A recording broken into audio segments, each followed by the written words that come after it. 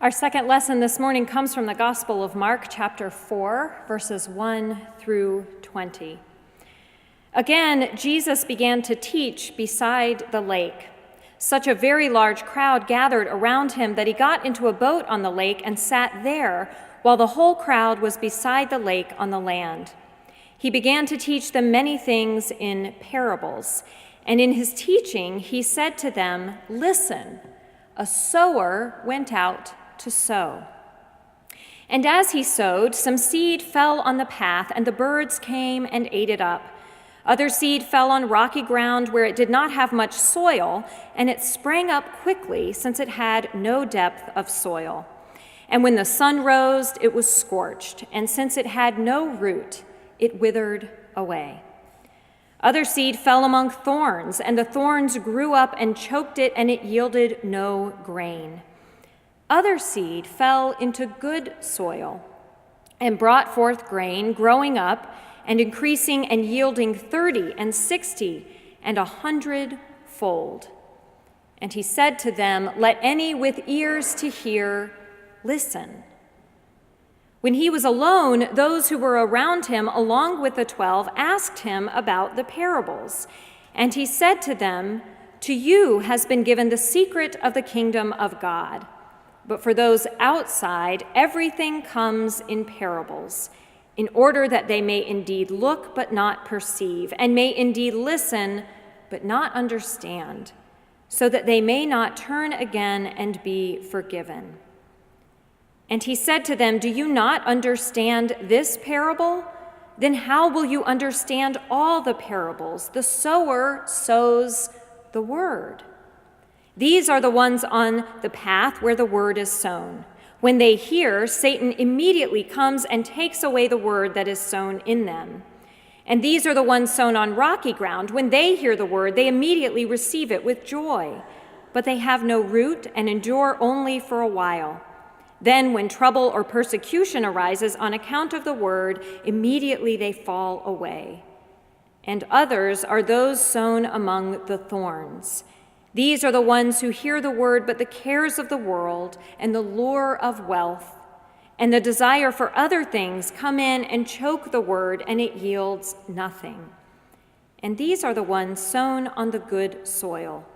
They hear the word and accept it and bear fruit, 30 and 60 and 100-fold. This is the word of the Lord. Thanks be to God. Part of the problem with parables is that at first glance, they often seem straightforward. Take the parable we just heard. Jesus tells this parable to an audience intimately familiar with agriculture. Many of them were farmers. There was nothing that he said in this story about what happened to the seed in the different types of soil that wasn't completely obvious to them. Of course, birds will eat seed that falls on the path. Obviously, seed won't take root in rocky ground. Clearly, seed sown among weeds is doomed. Seed needs good, fertile soil to put down roots, put up shoots, and bear fruit. The point of the story would have been obvious to any farmer who heard it. It isn't until we read what comes after the telling of this parable that we realize maybe it's not as straightforward as it seems. Because apparently, as soon as Jesus and his disciples get away from the huge crowd, they have a talk with him that goes something like this: "Jesus, seriously, all these people are coming to hear you speak, and you tell this weird story about a wasteful farmer. Surely you're not here to offer farming advice." "You're right," he tells them. I'm not here to offer farming advice. I came so people would know who God is. And I teach in parables to make people think differently about what they think they already know. After this exchange, Jesus goes on to explain the parable of the sower to his disciples. Yes, there are different kinds of soil, just like there are different kinds of people who hear stories about God, who receive the word. Some people hear these stories and something changes in them, and they suddenly see the world and their lives and God in a whole new way. But some don't. And we don't get to choose what kind of soil, what kind of person we are. Fortunately, Jesus knew, and he trusted that his disciples and the crowds and even us, he trusts that we know that there is more than one way for a seed to take root and grow. The preacher, Fred Craddock, tells the story of a time he got a phone call from a woman whose father had died. He remembered this woman. She had been a teenager in a church where he had been the pastor 20 years before, and he would have sworn she never heard or digested a word he said.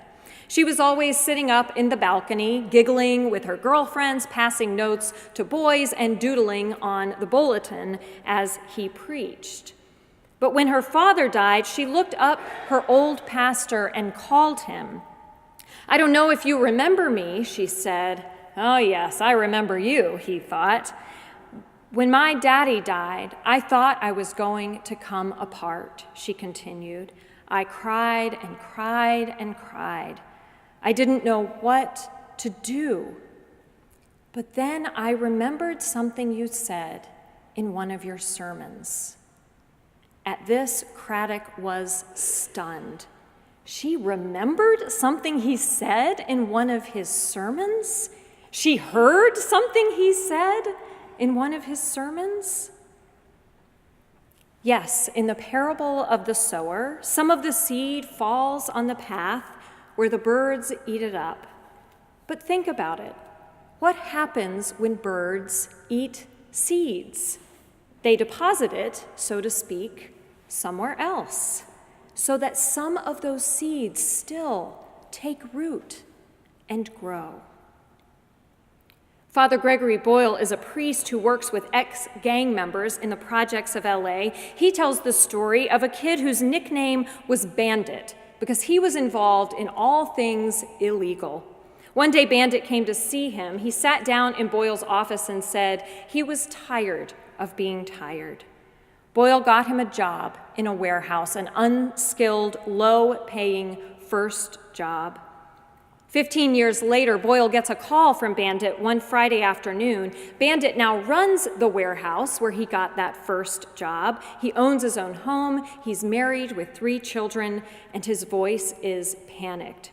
"Gee, you gotta bless my daughter," he says. "Is she okay?" Boyle asks. "Is she sick?" "No," Bandit says. "On Sunday, she's going to college." Imagine my oldest, my Carolina, going to college. "But I'm scared for her. So do you think you could come give her a little send-off?"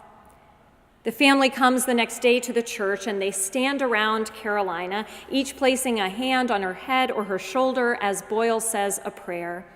By the time he finishes, everyone is crying. Boyle isn't exactly sure why, except, he says, for the fact that Bandit and his wife don't know anybody who's gone to college. Certainly no one in their own families.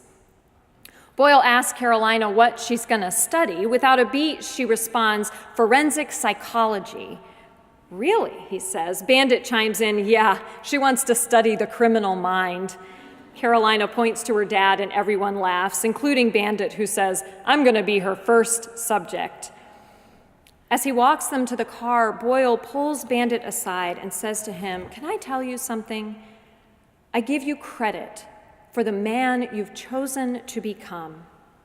I'm proud of you." "You know something?" Bandit says, his own eyes filling with tears. "I'm proud of myself. All my life, people called me a lowlife, a nothing. I guess I showed them."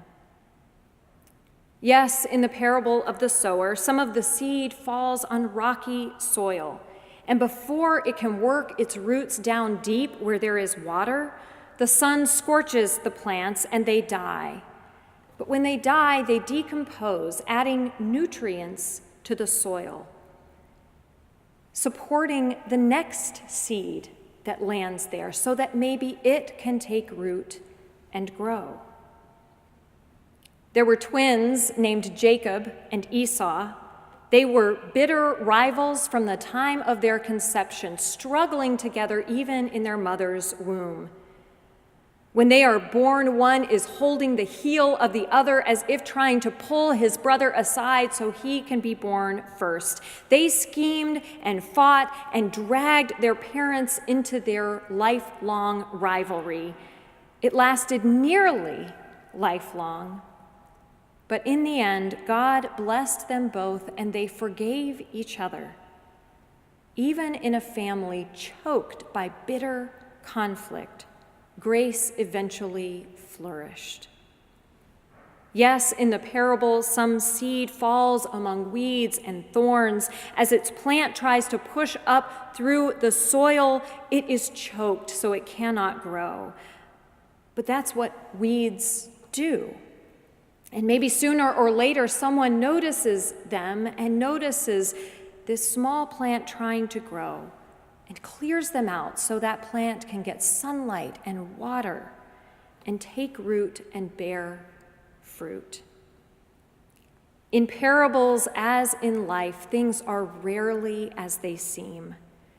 Jesus says that he tells us parables so we will look but not perceive, listen but not understand. He tells us parables to confuse us. And the reason he wants to confuse us is so that we will think harder, dig deeper to try to figure out what he's talking about. And in one way or another, Jesus is always talking about God. So with every parable, we have to ask not just where are we in this story, but where is God? Will Willimon once said that the Bible never asks, is there a God? Instead, the Bible asks, who is this God that is there? With the parable of the sower, Jesus offers an answer to that question. God is a flinger of love and grace, sowing it here, there, and everywhere, knowing that even if we can't detect it, every seed in any kind of soil can eventually take root and bear fruit. In this parable, God is the sower, but that's not all. Glennon Melton is a writer who is relentlessly honest about her own checkered past, kind of an Anne Lamott for the next generation.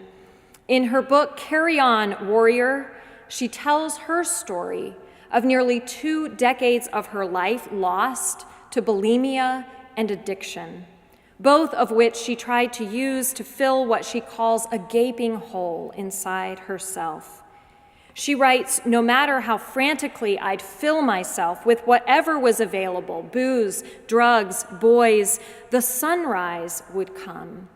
I hated the sunrise.